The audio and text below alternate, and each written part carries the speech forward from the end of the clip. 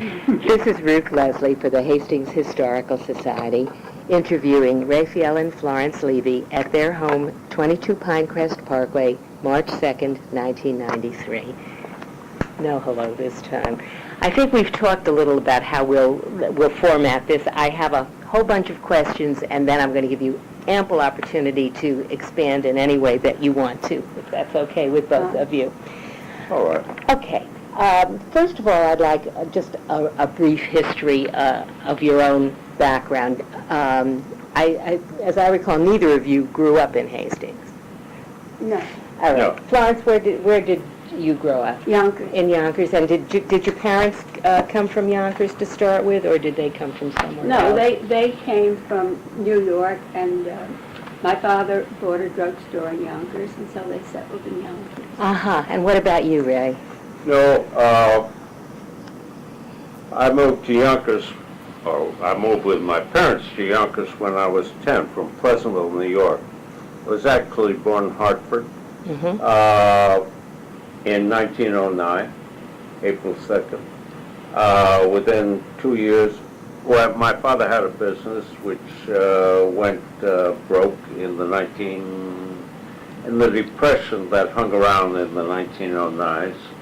We moved to the outskirts of Harlem, which was then largely Jewish. Then my dad moved to Pleasantville, where he was the carpenter teacher in the Pleasantville Children's Home. Oh. He was a skilled carpenter. My dad, incidentally, was a Sephardic Jew. Not from Eastern Europe, but he was 8th generation Jerusalemite. Oh. Spoke Ladino, and Hebrew and Arabic, had some Turkish, but none of this was spoken in the home. He and Mom spoke English, to my great regret. Yes, I can imagine.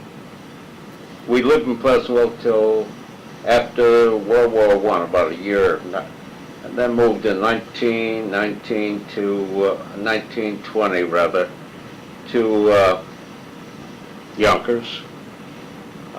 In Yonkers, I went to high school, grew up. What high school did you go to there? I went to the Yonkers High School, main high school. You too? No, I went to Gorton. She went to Gorton.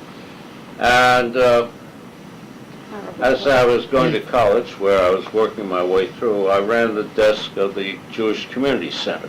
Where did you go to college, Ray? Where did you go to college?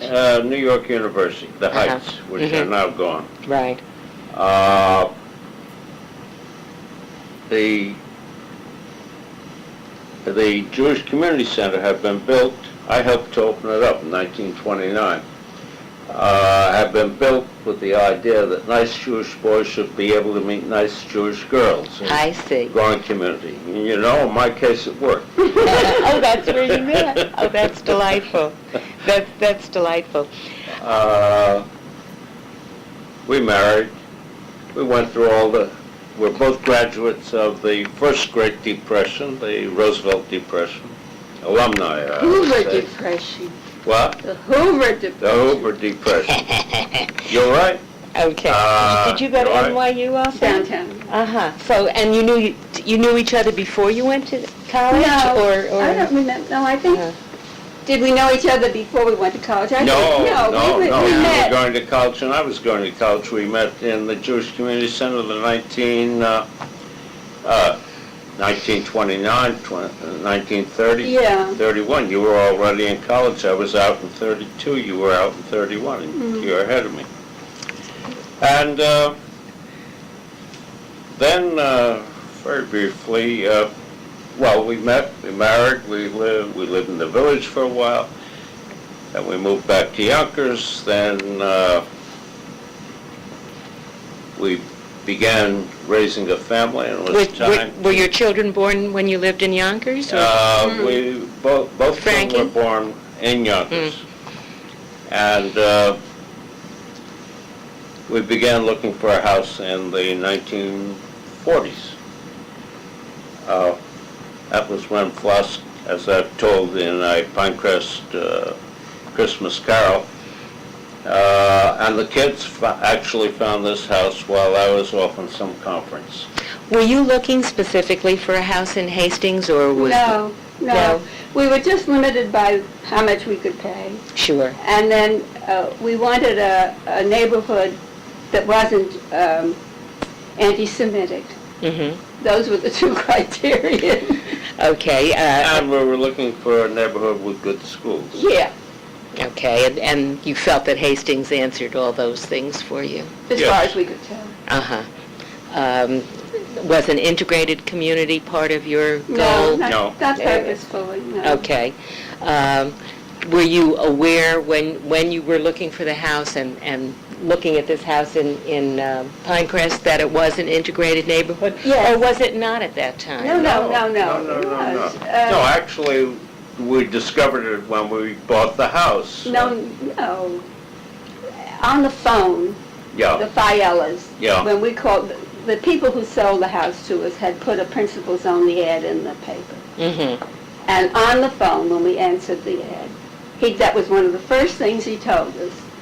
I remember that. I thought Well, he you told weren't us- home. No, I thought he told us that, well, it doesn't much matter, when we were about to close the deal. No, it was All much right. before. Okay. Well, that didn't stop us. Had you met any of the neighbors before you No. bought the house? Nope. Okay. And at that time, both of your children, Frank and Joan, Yes. is your daughter's name? Yeah, Joan was 3 and Frank was Uh-huh. 9. Okay. Did you use a local realtor to No, find this it house? was principal. Oh, that's right. Whose house was this before? Mr. and Mrs. Fiella. Uh-huh. Leo, I think. Leo, right. Okay, so you didn't really look at houses in other neighborhoods of Hastings. This was the only house you looked at? Yeah. As far as Hastings was concerned. Uh-huh, uh-huh. And this house, I assume, answered all your needs in terms of size, number of rooms, And price. and price. And, I don't know, do you have a river view? Yes. Oh, Such as it is. Well, it's nice. It was clearer then, the trees weren't as tall. Well, now we Yes. have it beautifully since they built across the street. Right. yeah. And, this is a view-protected neighborhood. Uh-huh. They cannot put a house or structure over there which will block off what view we have. That's fine. Because And, it's a tree city, so I guess the trees have grown up. Yes? Well, no, they cleared so much there. It's really a beautiful view. No, but still, the trees have blocked up some. How important was the school system in your decision to move to Hastings? Gropingly, really. I myself didn't know how one goes about evaluating the school system. Mm-hmm. And to tell you the truth, I think then, particularly then, I don't know how it is now, but we fell in very well, very well. Did you? Hastings had a very good school system, as we discovered. Yonkers had a fair school system then. I don't know what it's like now. Don't ask. So, did you consider other alternatives to Hastings? Were you looking in other communities as In well? terms of houses, yes, we looked in 3 or 4 places, on the other side of the county, here or there. We didn't find anything that we particularly liked. One was, as you're looking for a house, you turn it down because it doesn't have this or it doesn't have that or the Sure. other thing. Sure. Well, this is a lovely house. Did you have to do much to it No. when you bought it? Over the years, we've done quite a bit.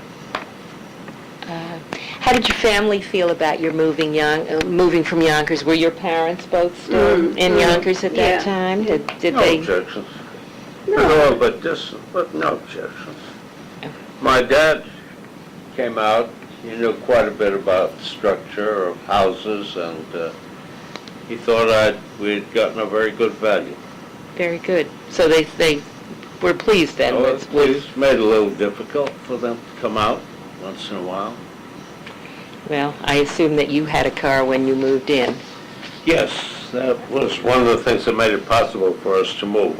We had just acquired a car right at the end of World War 42. Mm-hmm. And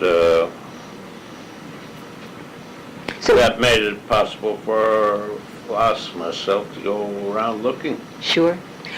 So what year was it that you... 1950. 1950. So you've been here 43 years. That's really... So your children went all the way through the Hastings schools and... Very much. Did you find the Pinecrest community friendly when you moved in? Were the neighbors open to becoming friendly and Yes. I mean, we had no problems on that score. No, I think a very amusing incident. tell us? We moved in next door. Next door lived Dick Rutan. Mm-hmm. And his first wife, whom I never got to know because she died, I think, within a year while we were here. Very, very soon. Anyhow, she was a marvelous gardener, and there are still traces of, what was her name? Still traces. The snowdrops that come up were planted by her, the early spring bulbs. But anyway, Dick was a marvelous craftsman, as I discovered later. He was a genius with his hands, and he had a basement full of tools. And he also made a living a little later when color photography came into being, to the forefront in the advertising business. He had developed a process where you take 5 different colored negatives, put them one on top of the other to get your finished results. And he had built his own equipment in the shop there, which held all these. And there were mornings, this was much later after we were settled in, there'd be 2 or 3 cars lined up on Pinecrest Parkway here, waiting for Dick to develop something. They were sent up by the advertising agencies who were in a hurry to get some jobs. Anyhow, Dick was also the proverbial Yankee. He believed in saving things. First day we moved in, or one of the first days we moved in, I started emptying certain things that had been left behind by the Fayelas, and I moved out a big bed spring. Dick is looking, we hardly know each other. He's looking over. He says, "What are you going to do with that?" I said, "I'm throwing it out, getting rid of it, garbage." He said, "Oh, don't do that." I said, "Why?" He said, "Look," he said, "you see those long rods? If you ever need a clothes pole, a clothes closet pole, you saw these up, make wonderful clothes closet poles." "Oh," I said, "I guess I'll have to knock it apart and save the clothes poles. I'm a little bit intimidated." So I said, "Well, what are you going to do with the right angles?" I said, "What do I do with the right angles?" You saw those up, they make magnificent bench legs for workbenches. Great, all right, I'll take it apart and get rid of the springs. "Get rid of the springs?" I said, "What do I do with those?" He said, "If you ever have to lay any concrete, you put those in, wonderful reinforcement, wonderful reinforcement." So sheepishly I dragged the bed spring back into the cellar, and in 5 years I used it up the way he said. So you listened to him from then on, no doubt. Almost. Almost. Did you... No, but the tragedy came when he broke up house and moved to the West Coast. He began throwing out all his wonderful equipment because he couldn't sell it. Really? Did he have twins? Yes, Were there twins? Story about the twins. They were both gifted artists. Mm-hmm. And came time for them to go to college, and they were determined to separate. They got tired of looking at each other. But they both applied to Cooper Union, which has a great art school. And they both won scholarships. And so they were destined to look at each other for 4 years more. Isn't that something? Well, that's one of the good stories from Yeah, Pinecrest. right. You had a good neighborhood. Once your kids got to be old enough to go to school, I don't know, do they have a school bus that took them to school That from was up to here? a certain age, wasn't it? I guess. Yeah, it was, I can't remember when it stopped. Up to a certain grade. It seemed to vary from time to time, I think depending on the budget or something. Were there a lot of children in this neighborhood at the time? No, No. that was one of the great problems. Frankie didn't have very many. Joni had a few, but not that many. That's interesting. You mean, many of these houses had families without children in this All the children were neighborhood? grown up, Uh-huh. older. There were some kids, and there was a kid down the street who led a gang that tried to make things tough for Frank, but we settled it. Who lived on the other side of you? The Routans were, what, at 20? There was no house there There was yet. no house there. Uh-huh. But the house was built by, later, a chap bought that property, or he had bought it before we moved in, and he built the house himself. Literally. Really? I can't think of his He name. was, Clemens, first Yeah, name his first was. name was Clem. He was a sort of grim, determined, jack of all trades, very competent workman, who was one of the Slavish groups. Wasn't Czech, but whatever. He wasn't a very friendly person with anybody. Well, wasn't us, but He had a charming wife. Was he Charming somebody? one. Was he somebody who had grown up in No, Hastings? no, There was- No. he came from no. Brooklyn sometime. then he built it. Had a lot of problems because he was doing it by himself. And then at some point they sold it and he went up into a farm in Connecticut or something like that. Had a new idea on how to live.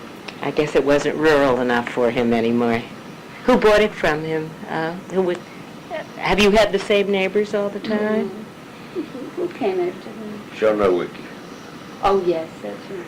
Joe Nowicki was the nephew of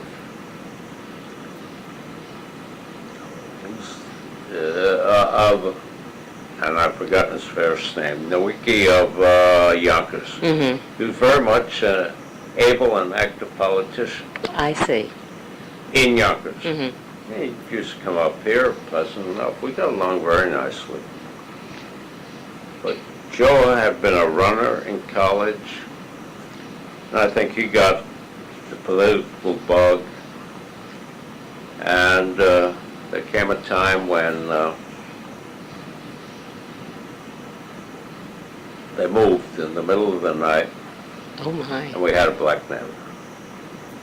The next day, a truck came up from Tennessee. That's interesting. And who was your black neighbor? I'm going to tell this story, but I want you to turn off the tape recorder.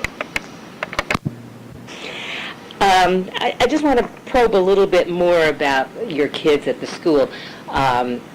Clearly, your kids didn't have a problem of being black in the school, but they were Jewish in the school. Did you feel that there were any problems created by that? Did they have any feelings of anti-Semitism in the schools? Certainly not Frank.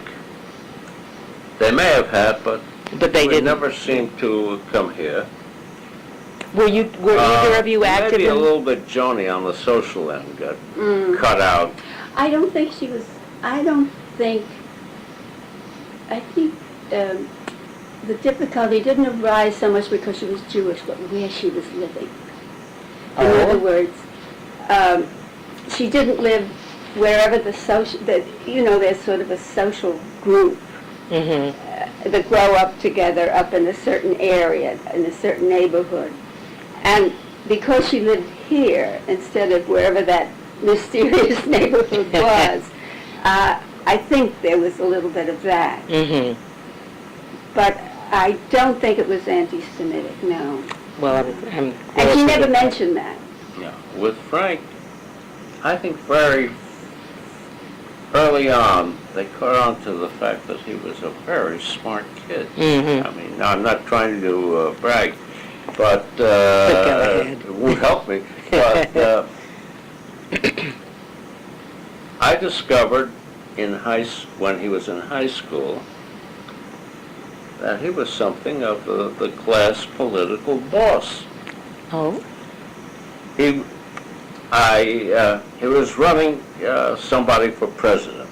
You know, a couple of weeks later, I asked him, "How'd you make out in the elections?" "Oh," he said, "we slaughtered them." I said, "What'd you do?" He said, "Well, I'll tell you, Pop. You know, everybody concentrated on the seniors, and maybe they talked to the juniors. I realized that the 7th graders had votes, too. I took my candidate down, and boy, did we shake hands, did we shake hands." Oh, that's delightful.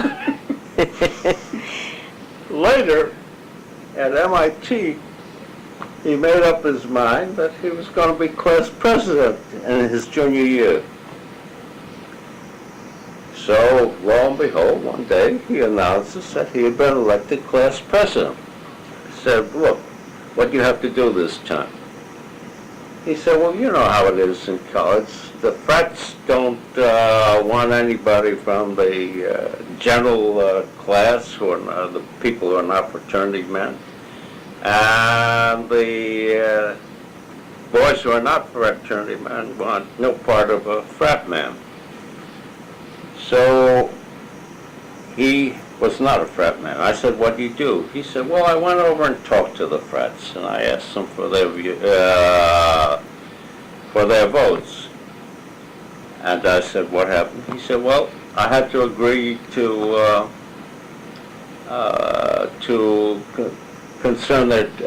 be concerned about their troubles." I said, "What are their troubles?" He said, "Pop, I'll tell you something. They don't know either." But he got elected? He got both the frat and the local vote. Your Frank sounds like some smart guy. He was very interested in athletics. Well, we wouldn't let him play football. And he didn't have really the physical skills for some of the other sports. But suddenly I discovered he was a very popular sports figure. He had become manager of the baseball team, or the manager of this. And I would walk with him on a Saturday downtown as we were shopping, and all the big hulks would come along and say, "Hi, Frank. Hi, Frank. Hi, Frank." I said, "What's your hold over them?" He said, "Well, you know, I'm the manager, and I figure out their batting averages, and I tell them what's wrong with their batting averages, and they appreciate it." Yeah, well, obviously they respected his They ability did to indeed. do that. Were either or both of you active in the PTA when your kids were in school? No, I was working. I was teaching Mm-hmm. You taught in Yonkers? in Yonkers. Mm-hmm. And I didn't really have, I didn't have the time or the Sure. energy to. Sure. Altogether, how would you evaluate your children's educational experience in Hastings? I mean, they both went to good colleges afterwards. Frank went to I think MIT. Where Frank- did Joan No, go? Joni went to George Washington. Well, that's a very good school, too. And- So they must have had Yeah. a pretty decent background. I think with Frankie, it was a very successful situation. With Joni, it was less so, Mm-hmm.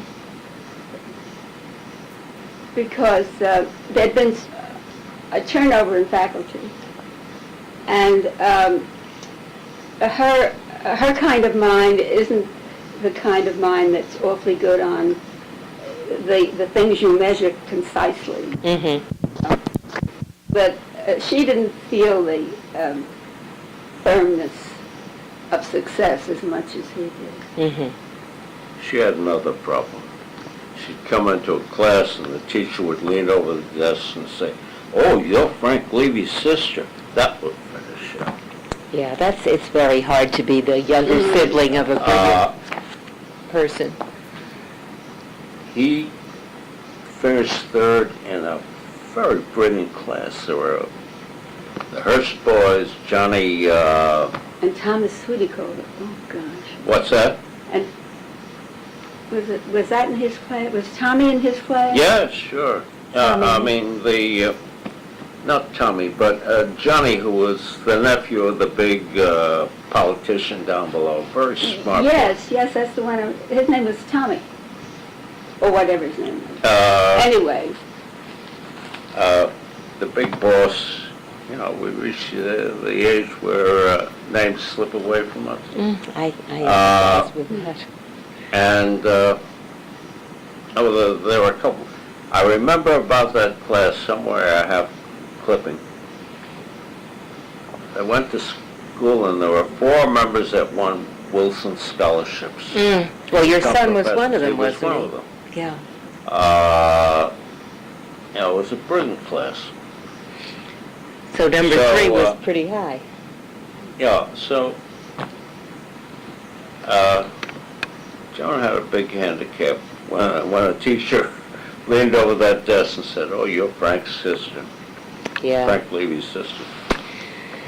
Let's switch away from schools. I think we've touched that enough. Did you belong to a synagogue? Yeah. Did you join that right away when you moved here? And which one was that? Pretty much. Greenberg Hebrew Center. Uh-huh. And this was important to you, I take it? Ethics. Well, we wanted Frank to be bar mitzvah. I think you better ask Floss about her feeling about it. It was a question of wanting them to feel part of some affiliation. Sure. Part of some stream. And and I felt that they had to be exposed to it. And they went through the routines of the classes and all that sort of thing.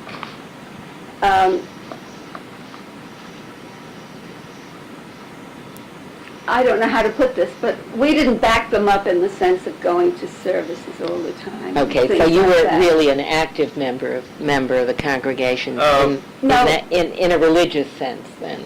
We weren't, but they were. And the only active part I took in was I was on the education committee for the religious school. Uh-huh. But no, there were 2 more things. First, we did find a circle of friends, Yeah. they said it. Yeah, The Cobes, yeah. what was their name? People who moved to Boston. Doris, what was her name? Doris? No, Are you not to talking Boston, to Washington. Well, anyway, we found a circle of very warm friends that kept us with them, and we would, we were very, very close for years and years and years, till everybody retired and moved here and moved there, Sure. and so forth and so on. Did you have any friendships that were that close in your neighborhood here? Or that were close at all? For a while, I had a very close relationship with Tommy Patrick. Mm-hmm. Tommy Patrick was Harvard Medical School and black, Yes. married to a white girl, a marvelous girl. Yes, no, we were very friendly. We were friendly with them. And we were friendly with the Wyatts. At least I was very Much friendly later. with the Wyatts. Mhm. Much later. They were the blacks who moved in from the south. Donald Wyatt and Marion. And our 2 girls grew up together. Well, that girl. was, you anticipated my next question. Yeah. I was going to ask you. They were very close friends, Mhm. Linda, and but the closest one in the family was our cat, Cutie. She would come here for nights, and she would spend her days over there with Mrs. Gandy, who was Marion Wyatt's mother. Oh, that's cute. And she would patrol both houses, no dogs and cats were permitted to come in. There was something I wanted to say, come to me, about Frank at school. Doesn't matter. Okay. Were there any other neighbors that you were close with, or? Well, you know, what happened was what would happen in any neighborhood. You find a group of people with whom you're compatible based on background, mutual interests. Age of your children sometimes. Not that so much, but age of oneself. Yeah. And you form a sort of, you give parties and you go to parties and all that sort of thing. And there are other groups that function at the same time with whom you're not so friendly, simply because we didn't play bridge. Yes. Okay. You understand what I mean? Sure. Well, here, the Stearns, Yeah, they've always had a good working relationship yeah. with the Stearns. And that's what I mean. You know, Yes. as time went on, it disintegrated for the same reason that the synagogue group disintegrated, because people move away and get old. And the noises for a while. Oh, yes. And they moved away. Let me diverge a little bit from your question. Tommy was very deeply interested in gardening. I was interested in gardening. Down at the end of the street, we had a chap who was one of the big executives of the burial grounds out there. Well, the Mount Hope. The Mount Hope, yeah. And they were doing a lot of blasting, and they had a lot of stone left. And we both needed stone for our projects. I needed for terraces. Tommy was, and Fred Kaiser said, that was the executive, he said, come out here, take all the stone you need. Tommy had a Jeep, and we used to go out there and pick up stone and bring it back for our various projects. And one year I ran Tommy for president. I was the manager of the Pinecrest Tenants Association, and he made it. And the next meeting, his first big meeting, lo and behold, there came a new prospective member, white, Protestant, just moved in from Washington. And at that meeting, we were discussing the dump and problems thereof. Dump was a great problem that brought all the Pinecresters together. The town was putting this dump right underneath our noses. I see. We were getting a little bit upset about it. And Charlie Noyes, that was his name, held forth. Yeah. And that evening, I went home with Tom, and I said, what the devil is the matter with you? I said, this new chap, Noyes, he's all right, but he doesn't know the territory, doesn't know the neighborhood, doesn't know our problems, and you're hanging on his every word. What's the matter with you? So Tommy Black looks at me and says, Ray, he's a goy. We don't want to lose him. Oh, that's delicious. You clearly had a very close relationship with Dr. Patrick to be able to discuss that. Have you always used local stores in the local beauty parlor and so forth? Yeah, that was pretty much. Yeah. No reason not to. You drove to work, Florence? And you commuted on the train, Ray? I commuted on the train when I was home. Oh, you traveled a lot. When I came up here, I was the Public Relations Director of the Joint Distribution Committee. Mm-hmm. During the war, I was the news editor of the Master Radio Desk in the Office of War Information. Before that, I've been the Public Relations Director of the National Refugee Service. In the 1930s, in the 1930s, the end of the 1930s, I'd left commercial public relations, getting a little upset about Hitler. I went home. I walked out of a job, I won't go into those details, in a commercial firm that I'd helped to build up. Went home to write a novel. Novel didn't sell, but my wife supported me. God bless her, to the horror of my mother, who thought I'd turned out to be a great bum. And just as I was thinking, do I want to go back to commercial PR? I got a call from a friend of mine down at the American Jewish Committee and said, we're doing anti-Nazi propaganda down here. So and they're looking for a couple of good people. Why don't you come down here and talk to people? I did. I said, oh, I'm going to give this a try for a year or two. So I did. A year or two stretched out to from one Jewish job to another for the rest of my life. But once I got into the JDC, and then very shortly after we moved here, I became the PR director of the National United Jewish Appeal. I won't go into all the details, but and then I began to travel. And so I was away from home an awful lot. What fun for you.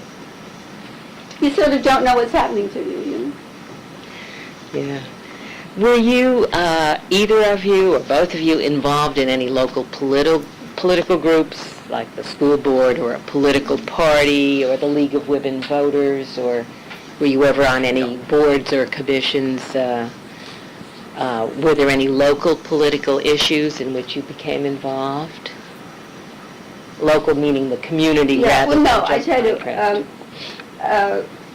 what I would do would be, I had to limit my activities. It was my job and the children. And I couldn't fritter away my time. And so what I decided was that those things that caught my attention and that I wanted to support, I just made some donations. Mm-hmm. So that was the end of that. But I didn't want to give up the time. I understand. And you were away too much to do this. Yes. And to me, the things I was engaged in, local politics. Well, it sounds like they were. Well, they were. JDC, we were going into Europe and picking up the pieces of Jewish flags there. Yeah. And then we were confronted with actually helping to establish a state. Do some more talking till I get it all set. We are. And building it. Yeah. Well, that was a very vital time of your life, I'm sure. It was indeed. It's an exciting one.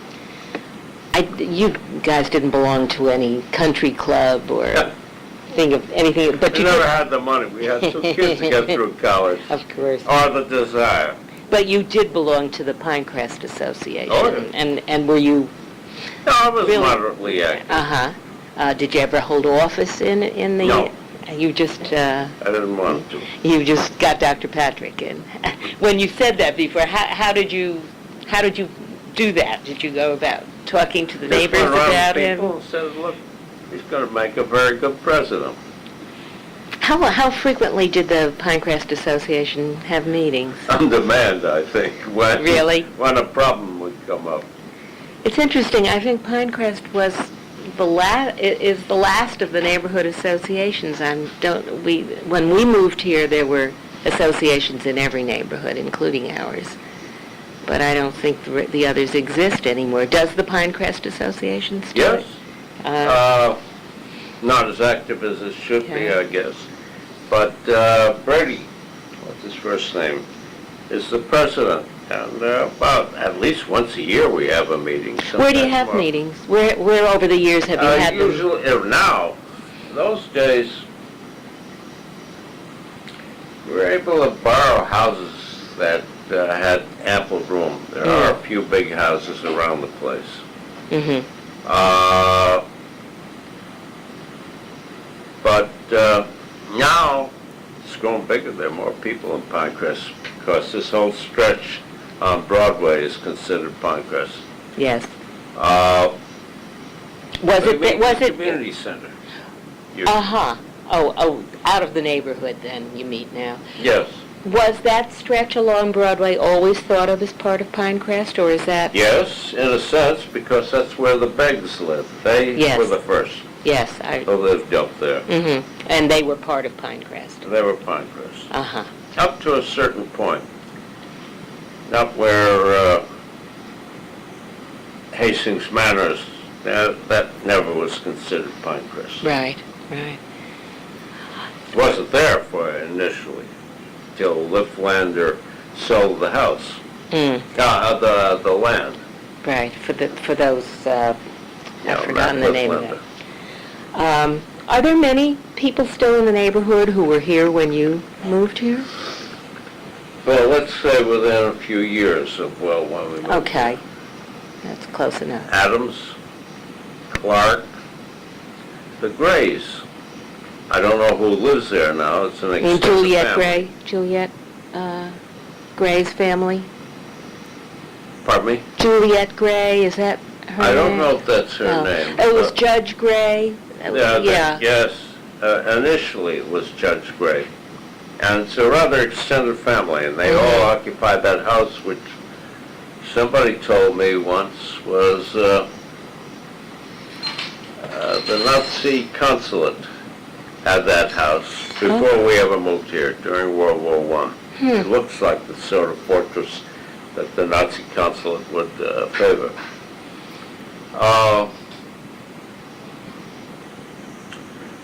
Lois, poor girl who died recently, Lois Bourne, Yes. the Gallicks. You know about our 92-year-old lady, No. or is she 95? The Gallicks moved in shortly, I think after we came here. They had a son, Emil, who became an excellent architect, worked for IMP, and redesigned their house.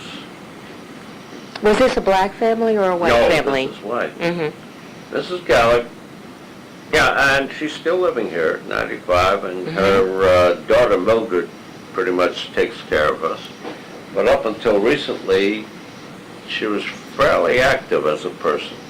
She had been a gymnastics teacher, and they'd been very active members of the Czech community. And they carried the Middle European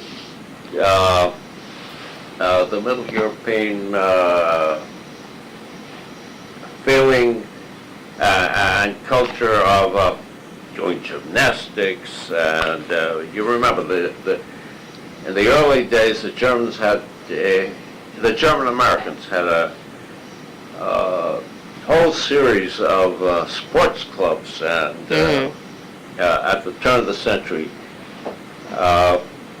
which was the focus of their life, not religious, but cultural. And the Czechs had something like that. She told me the name of it, and it slips me all the time. And she was a gymnast and a teacher of gymnastics. She's always taken marvelous care of herself. And she is the kind of Czech who remembers Beneš and remembers the great Czechs who established the Czech Republic. Masaryk. Pardon me? Masaryk. Yeah. And as 4 or 5 years ago, I would talk with her, and she was still cursing out the communists who had taken over her wonderful country. Yes. And she had even gone back, and she despised the young people in her family because they were all communists. And she said, I bawled them out. They don't know what they're talking about. And then, of course, she was very happy when the walls collapsed. I think right now she is beginning to fray out. She was in a home for a while, but she couldn't stand it, and Mildred took her. I haven't seen her in a long time. she's a very interesting person. Sounds And like you can call up Mildred, Gallik. it's possible that someone else interviewed her. Somebody but, else. Uh, Now, we're, turn it off for a minute. You've been here, and it's now considerable length of time. Have you, do you recall any open, public expressions of racial hostility, either in the neighborhood or in Hastings in general? I know. That's something I'm not going to talk about. Okay, that's your privileges. By and large, we've managed to get along. And the village seems to have, the village has changed to a degree. You know, all America has changed to a degree. Hastings has changed to a degree. It's become much more the communicators' town rather than people who live and work in Westchester. It's the harbor of all the advertising boys, publicity boys, TV and radio boys, and it's become very posh in that respect. When we first moved in, the posh side of Westchester was on the other side of the county, possibly still is. But Hastings seems to have acquired a sort of Panache? intellectual panache, Yeah, well, which is all right with us. oh, certainly. You know, I just remembered, the Wargers lived down here, 2 or 3 houses down. This is many years ago. They were living here when we moved here, and they had moved up from the village. Mm-hmm. He worked in Anaconda. He was the man that organized that big, or one of the men who organized that carol thing. That you wrote about so Yeah. charmingly. So they felt a sense of, I won't say hostility, of having to prove themselves as having done the right thing, Mm-hmm. or not having done the bad thing by buying here. And I remember she was aware of that quite a bit. But plus, I would think that they felt they had to prove to their relatives I mean to their relatives. that they were out of place here. But Charlie Warger was a sweet guy. No, that's what I mean. They had, Yes. they had in a sense to justify themselves to their relatives. They The were- relatives didn't approve. They were very much Were there village. relatives in Hastings? Yeah, they were Yeah. apparently a whole They were clan. very much village. And I asked Charlie once, what motivated you to think of this caroling idea? Because he was insistent that there be shown peace, so to speak. So he said to me, Ray, my father came from Hungary to this country, broke, penniless.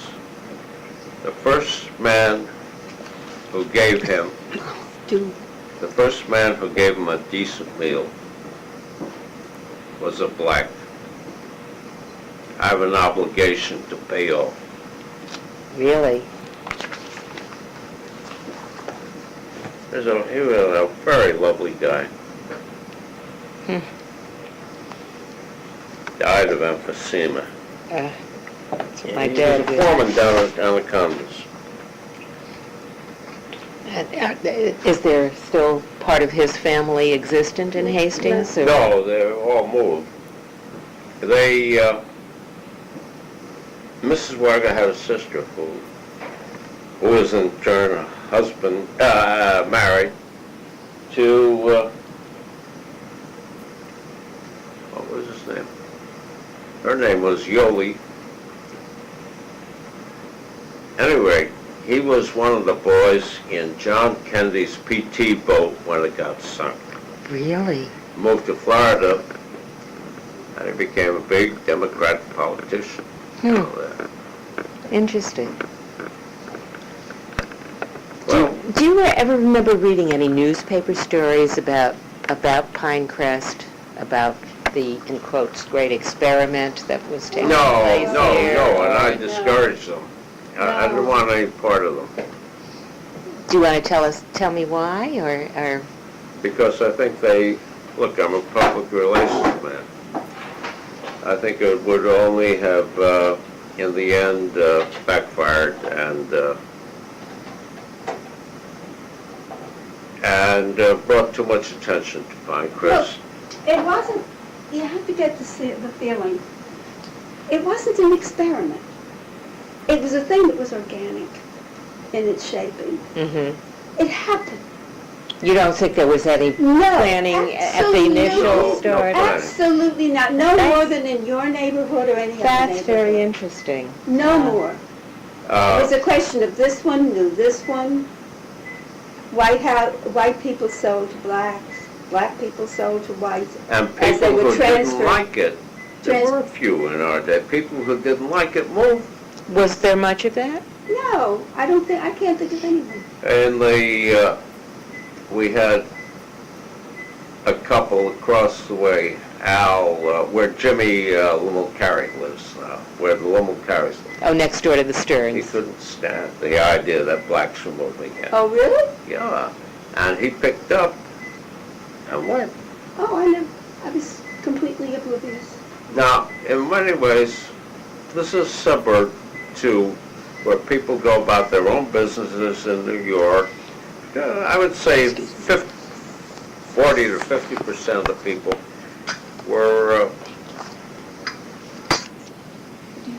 were only resident here and making their livings and doing elsewhere. Yeah.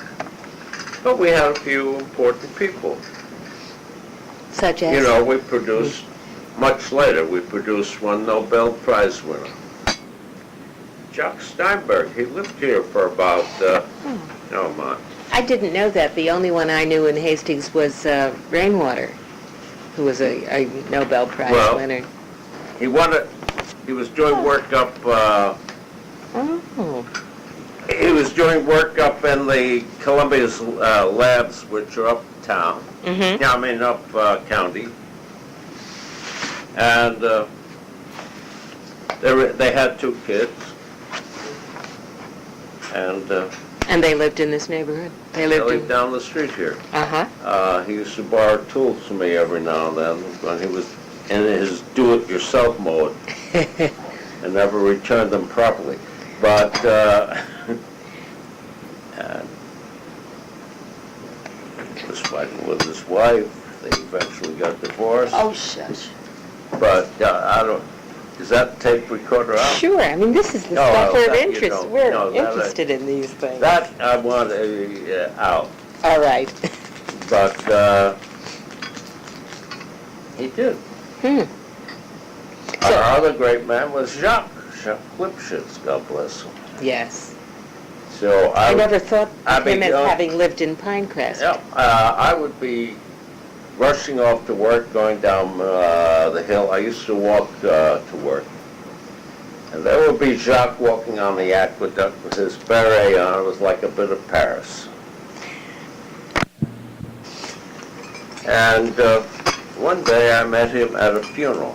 We had in the joint, in the JDC, we had a very famous man who had been in charge of our operations in Europe and had been driven out by Hitler, Dr. Kahn.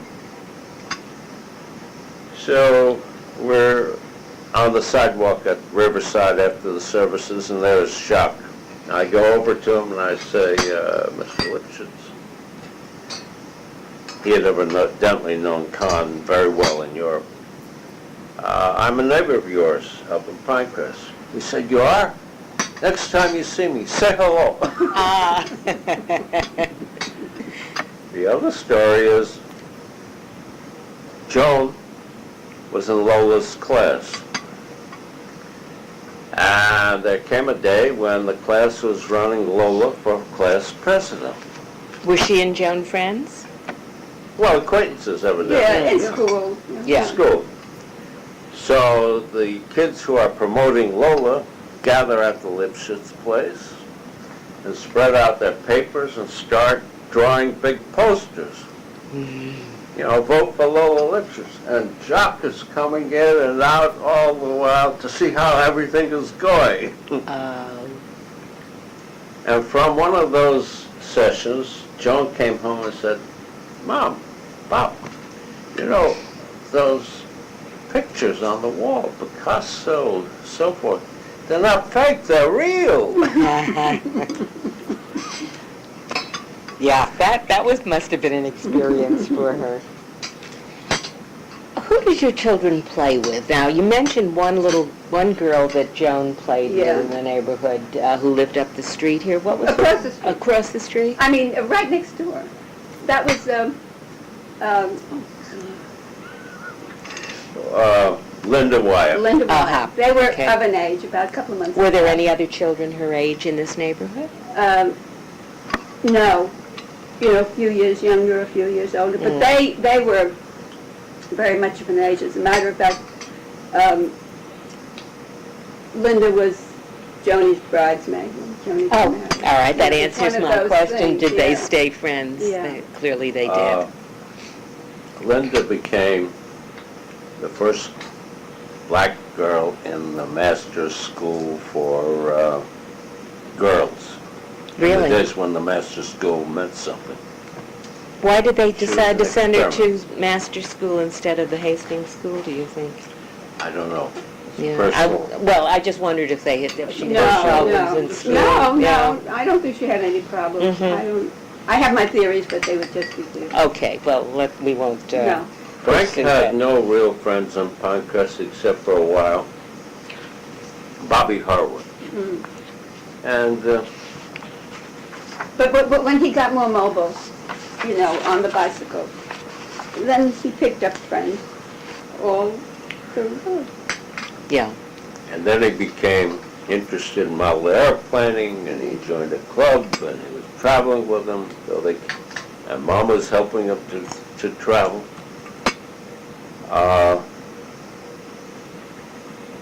Elliot Herwick, who lived across the street, was a very good surgeon, I guess, down at Montefiore. What period of time are we talking about? This is now just after we moved in, the early 1950s. Mm-hmm. Okay. And he was part of the team that did the first open heart surgery and was done on animals, and it was broadcast on dogs. I remember that. Really? Yeah. It was the first open heart surgery and was shown on television all over the world. Then they moved out later. Another chap who was of considerable importance, you know, we had all kinds of people who, from village people, down at the end you find retired policemen, retired firemen, so forth. But we have Bob Merton. Mm. Bob Merton was a distinguished professor Oh, yes. at Columbia. On the outskirts, we had another very Columbia professor. He was an expert on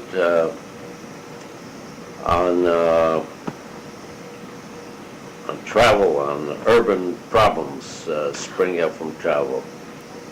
That wasn't the man from the UN, was it? No. I don't know. Were the Ambersex UN? Yes. No, I think his wife still lives here. Once, when I was doing some walking before I got to the point where I can't walk very well, I used to see her exercising too. Come back in 3 years, I'll remember all these names. Well, I remember, one of the names I remember in this area who seemed rather beloved was Dr. Leonard, Muriel No, Anastasia's Oh, yes. He was a Yes, sweetheart. yes. Yeah. father. Was he at Columbia? No. Pardon me? No, I think he was in the New York City school system. Uh-huh. I should remember because I interviewed Muriel, but that was a while back. His ahead. daughter still lives here. Muriel. Yeah. Yeah. So, okay, you made these friends from Greenberg. Did a lot of them come from Hastings, or were they? No, it was, there were some, the Cobes were from Hastings, and then Ardsley, Dobbs Ferry, all around the little town. What was the attitude of the people not from Hastings towards Hastings? Did they think it was a I don't know, interesting place, or they not just? particular. I mean, it was a place like their place, you know, a pleasant place to live. Sure. It had no particular aura. Did you have any hobbies? I know have been a great gardener in your day. Was that your principal, if you want to call it a home hobby? Was it, or did you build birdhouses? No.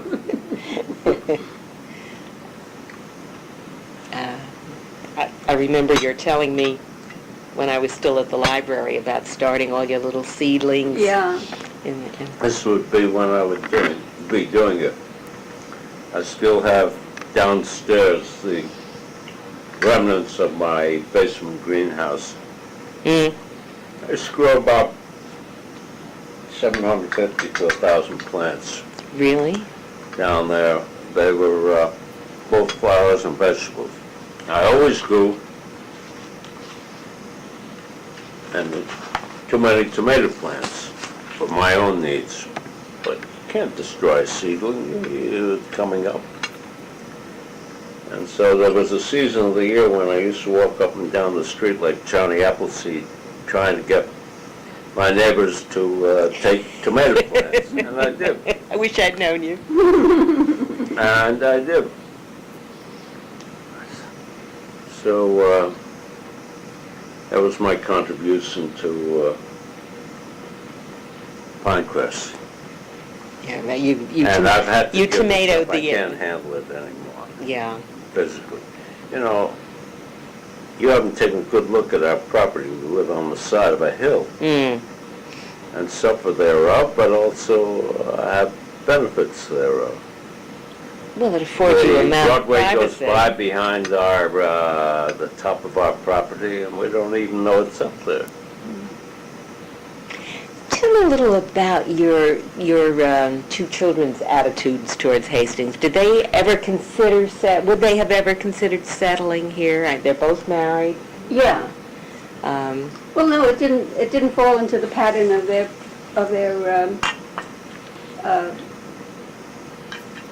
Their careers. jobs, their lives, Yeah. and their Where does careers. I know that Frank is now teaching at MIT? Did you Yeah. say? Where is Joan living? Joan lives in North Tarrytown. Uh-huh. I think when she was looking for a house, if she had found something that suited them all around, she might have, but she didn't. And so they found this place in North Tarrytown, and they lived there, I don't know, a long time. I thought, did she live in White Plains at No. one point? My memory is... No, they came to North Tarrytown from New York, Yeah. from the city. Okay. I'm going to kind of throw it open for you people to just tell me anything that you feel like talking about in terms of Pinecrest. Ray, you have some notes. There must be things that I didn't cover.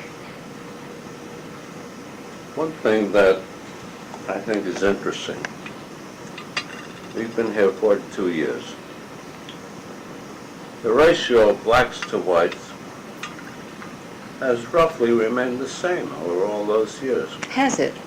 I think there were possibly 7 or 8 families when we moved in.